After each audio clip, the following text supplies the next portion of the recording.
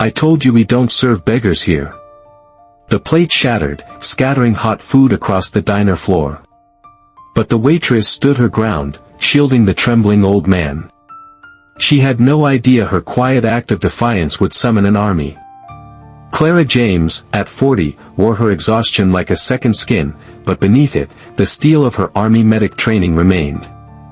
Life in Ridgefield, Kentucky, a town slowly fading like an old photograph, hadn't been kind since her honorable discharge and the passing of her beloved grandfather, a Korean War veteran who had raised her on principles of honor and quiet duty. Now, she was a waitress at Billy's Diner, her days a blur of filling coffee cups and wiping counters, her ponytail a tight knot Stetson Jocko, as tight as the one in her stomach from overdue bills. Her small apartment above an auto garage, shared with a one-eyed tabby named Smokey, was a constant reminder of her precarious finances, especially since her roommate had vanished, leaving Clara to shoulder the full rent. Her grandfather's war medals, kept in a shoebox under her bed, were a tangible link to a legacy of service, her own included. She'd served 2 tours, patching up soldiers in dusty, dangerous places, learning firsthand that compassion was as vital as a tourniquet. Those lessons, and her grandfather's mantra, "Honor isn't loud, Clara, it's quiet, like doing right when no one's looking," were etched into her soul. She rarely spoke of her service. Ridgefield wasn't the kind of town that asked, and Clara wasn't the kind to tell. She just worked her double shifts, her smiles genuine but weary, her own sacrifices invisible to most.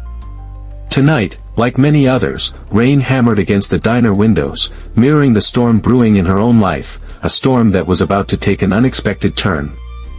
The diner door creaked open with the groan of the wind, admitting a blast of cold, wet air and a figure that seemed to embody the storm itself. The man was elderly, soaked to the bone, his tattered coat looking like an old olive drab military issue, a faded, almost unrecognizable U.S. Army insignia clinging precariously to one sleeve. His beard was a matted, patchy gray, and he limped heavily, one leg dragging, wrapped in soiled gauze.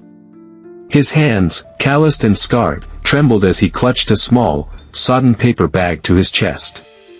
Most of the few remaining customers pointedly ignored him, suddenly fascinated by their coffee cups or phones.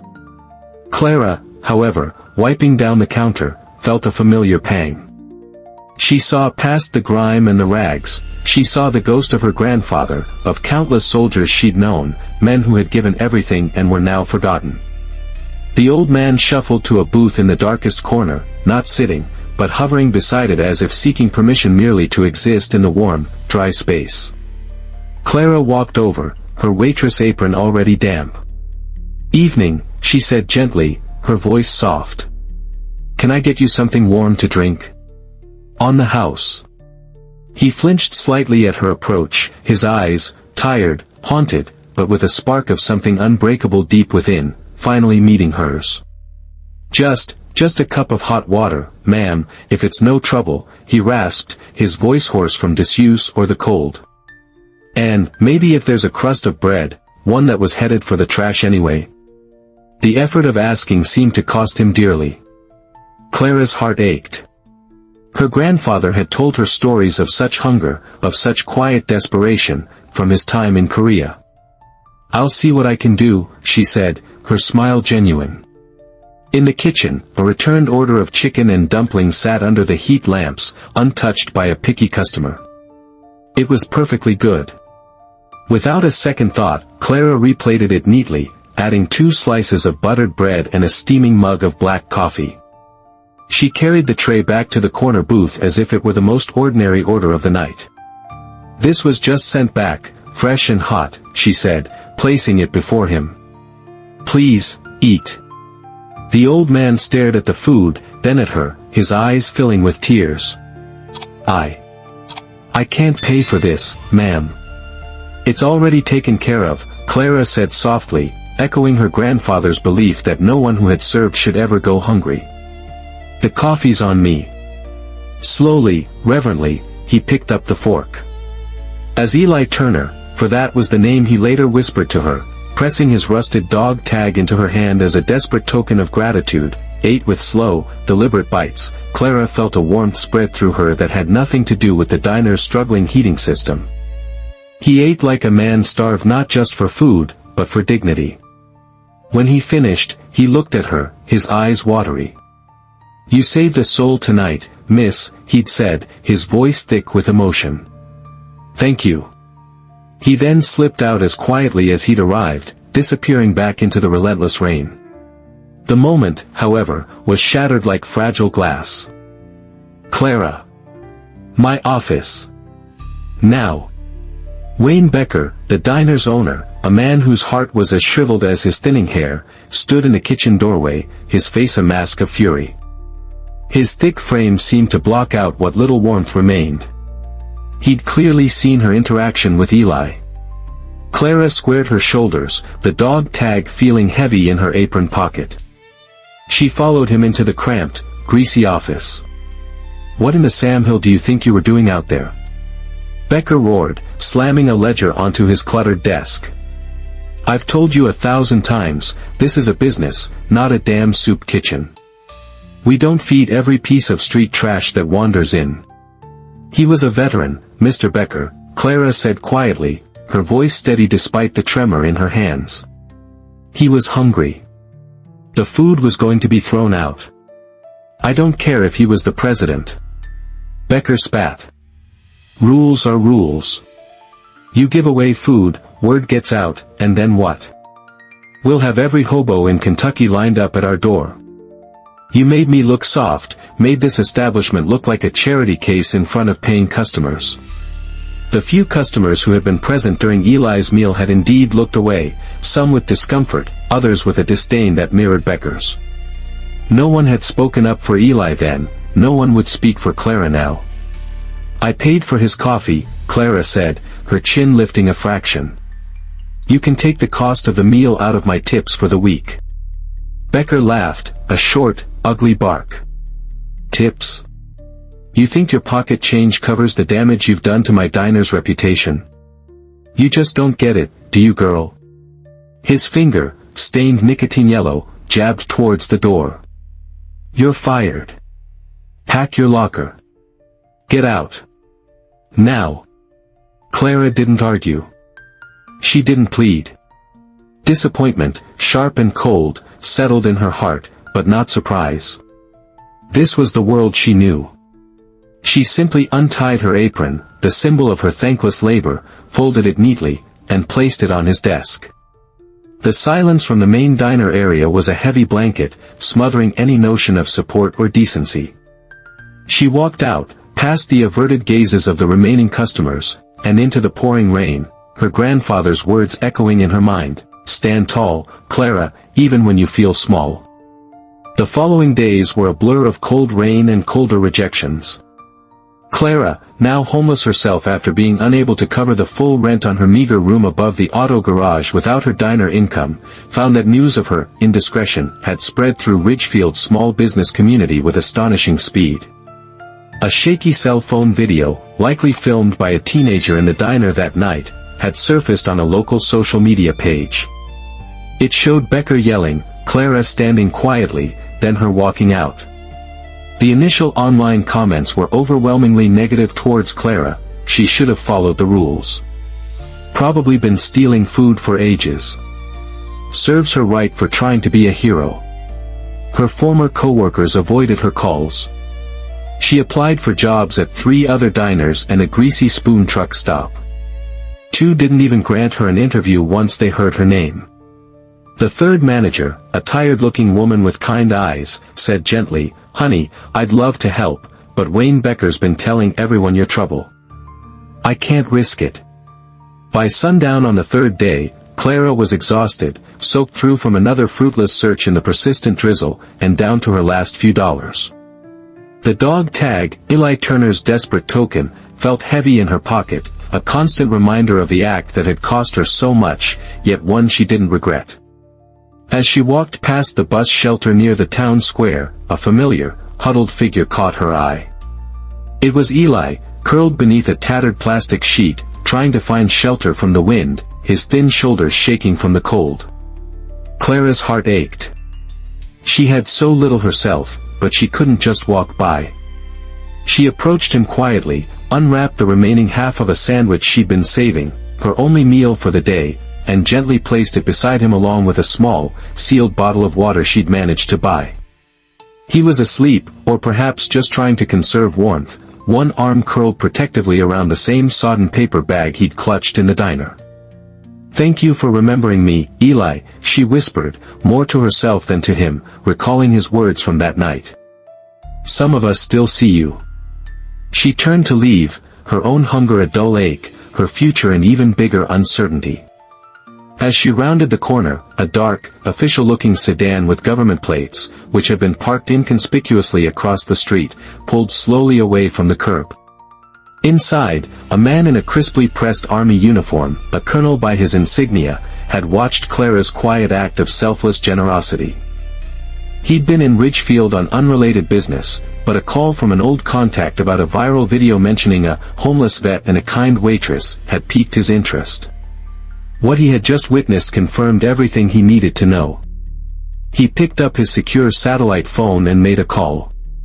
"This is Colonel Matthew Turner," he said, his voice firm. "I have eyes on my father, Eli Turner. And I've just witnessed an act of profound decency towards him by a woman named Clara James. I understand she was recently fired from Billy's Diner for her kindness. It's time we reminded Ridgefield what true honor looks like. Mobilize the support protocol." "Yes, all of them."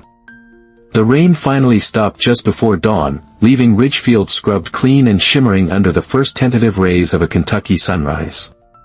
The town was still mostly asleep, storefronts dark, the only sound the drip of water from awnings and the distant crow of a rooster. But as the clock tower on the old courthouse struck 6:45 a.m., a new sound began to filter through the morning quiet, a low, almost imperceptible rumble that grew steadily, a sound less like individual vehicles and more like the approach of a disciplined, powerful presence. One by one, then in groups of 2 and 3, dark green and desert tan military vehicles began to appear on Main Street. Humvees, light-medium tactical vehicles, LMTVs, even a few civilian-style SUVs with government plates, all moving with a quiet, coordinated precision that spoke of expert drivers and a shared purpose. They didn't use sirens or flashing lights. They simply arrived, parking in neat, orderly rows along both sides of the street, their very presence a silent, formidable statement. From these vehicles, soldiers emerged. Men and women, young and old, representing different branches, Army green, predominantly Army green, but with the distinct blues of the Air Force, the Navy's service whites, and the sharp dress blues of a few Marines sprinkled among them. They were in their full-service uniforms, dress uniforms mostly, their brass gleaming, their ribbons a colorful testament to service and sacrifice. They formed up, not in a threatening battle line, but in 2 long, respectful ranks facing Billy's Diner, stretching down the block in both directions. 200 strong. Silent. Still. Ridgefield began to wake up to an astonishing sight. Early commuters slowed their cars, then pulled over, mouths agape. Shopkeepers, preparing to open, froze in their doorways. Windows in the apartments above Main Street filled with curious, then awestruck, faces. Phones came out, but this time, not to mock or criticize, but to record something extraordinary, something that felt historic. The air was thick with anticipation, with an unspoken question: what was happening? Inside Billy's Diner, Wayne Becker, none the wiser, was grumbling as he counted the previous day's meager takings. He'd just finished putting out the napkin holders when the bell above the diner door jingled. He looked up, ready to bark at whatever early bird customer had dared to enter before he'd even had his first coffee. He nearly dropped the cash drawer. Standing in the doorway, framed by the astonishing sight of uniformed soldiers lining the street, was a man whose presence radiated an authority Becker had never encountered. He was tall, in his late 40s, wearing the immaculate uniform of a United States Army colonel, his chest a solid block of medals and ribbons. His expression was unreadable, his eyes hard as polished steel. "I would like to speak to the owner of this establishment," the colonel said, his voice calm, but carrying an undeniable weight that silenced every other sound in the small diner. Wayne Becker, suddenly pale and sweating despite the morning chill, managed a weak, "I'm the owner." What can I do for you, Colonel?" His usual bluster had vanished, replaced by a dawning, sickening sense of dread. The entire town, it seemed, was now watching. Colonel Matthew Turner stepped fully into the diner, his polished boots silent on the worn linoleum. Two other soldiers, a command sergeant major and a young captain, flanked him respectfully a pace behind. The diner, usually filled with the clatter of cutlery and morning chatter, was eerily quiet. Even the kitchen staff had emerged, aprons askew, to witness the unfolding drama. "Mr. Becker," Colonel Turner began, his voice still even but now edged with a coldness that made the diner owner flinch. "My name is Colonel Matthew Turner. The elderly gentleman you asked to leave your establishment 2 nights ago for the crime of being hungry, the man your former waitress Ms. Clara James showed basic human decency to, was my father, Master Sergeant Eli Turner, United States Army, retired." A collective gasp went through the small crowd of onlookers now pressed against the diner windows and spilling out from the doorway. Wayne Becker's face turned a shade grayer. "My father," Colonel Turner continued, his voice tight with controlled emotion, "is a decorated combat veteran. He served this country for 30 years, through 3 wars. He earned commendations for valor that most men only read about in books. In 2007, during my 3rd deployment to Iraq, our convoy was hit by a complex ambush. I was severely wounded, trapped in a burning vehicle. 12 of us were pinned down." He paused, his gaze sweeping over Becker, then to the silent soldiers outside, then back. "You're beggar, Mr. Becker, you're street trash," Master Sergeant Eli Turner, with shrapnel already in his own leg and under intense enemy fire, pulled me and 3 other wounded men from that inferno. He then carried me, personally, on his back for nearly 3 miles through contested territory to a medevac point, refusing medical attention for himself until every one of his soldiers was accounted for and safe. Colonel Turner reached into his impeccably pressed jacket and produced a small, velvet-lined case. He opened it. Inside, nestled against the dark blue, lay the silver star. For that action, among others, my father was awarded this. He rarely spoke of it. He never wore it. Men like my father, Mr. Becker, don't serve for accolades. They serve out of duty, out of love for their country, and for the men and women beside them. His voice cracked slightly. After my mother passed, his PTSD, a souvenir from a lifetime of battles, worsened. He became lost to us for a time. We searched, Mr. Becker. 4 months. We find him here, in your town, being treated with less respect than a stray dog, except by one person." He turned towards the diner entrance. "Sergeant Major, bring Ms. James here, if you please." Clara, who had been found by a local reporter and a young lieutenant in her tiny, cold room above the auto garage, was gently escorted towards the diner. She was bewildered, her eyes wide with a mixture of fear and disbelief, still wearing her worn coat. As she approached, the double line of 200 soldiers parted, creating an honor corridor. And then, as one, every single soldier snapped to attention and rendered a sharp, precise salute. Clara froze, her hand flying to her mouth, tears finally overwhelming her. 200 American soldiers, saluting her, a down on her luck, fired waitress. Colonel Turner met her, his own eyes suspiciously bright. He took the silver star from its case. "Ms. James," he said, his voice thick with emotion. "My father wanted you to have this. He said your kindness that night reminded him of what he fought for, of the goodness he thought this country had lost. He said you showed more honor than many who wear the uniform." Clara, trembling, shook her head. I can't. It's his. It's a hero's medal." Colonel Turner gently pressed the medal into her palm and closed her fingers around it. "It is now, Ms. James. It belongs to a hero who recognized another. The fallout for Wayne Becker and Billy's Diner was swift and devastating.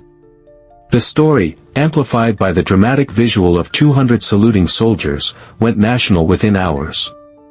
Suppliers, many of them veteran-owned businesses or simply patriotic citizens, immediately canceled their contracts with Billy's. The diner's staff, except for one very junior dishwasher, resigned en masse, ashamed to be associated with Becker.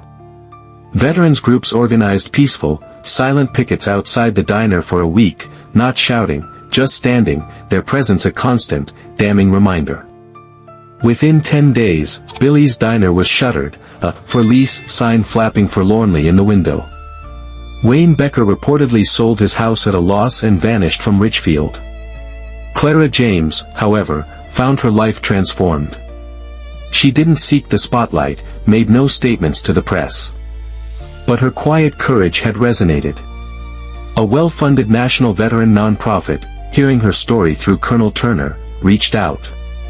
They were launching a new initiative, community kitchens near VA facilities to provide warm meals and support for struggling veterans and their families.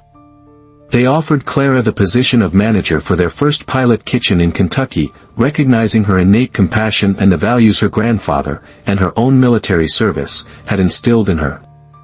The soldiers she'd met that day, many from nearby Fort Campbell and Fort Knox, became her first and most dedicated volunteers. The Ridgefield Community Kitchen, under Clara James's heartfelt management, flourished. It became more than just a place for a meal, it was a sanctuary, a place of camaraderie and understanding.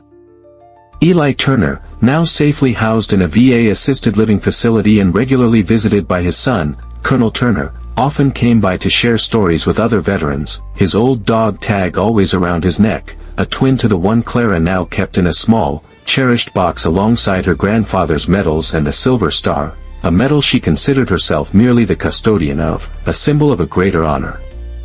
One afternoon, a small boy, no older than 7, walked into the kitchen.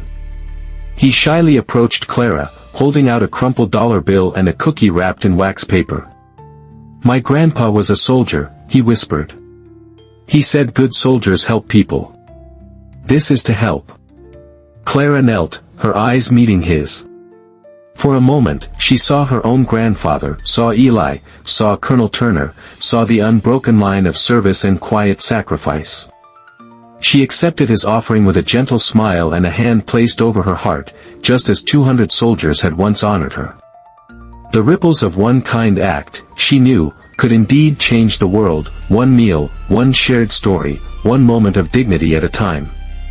What does true honor really mean in today's world?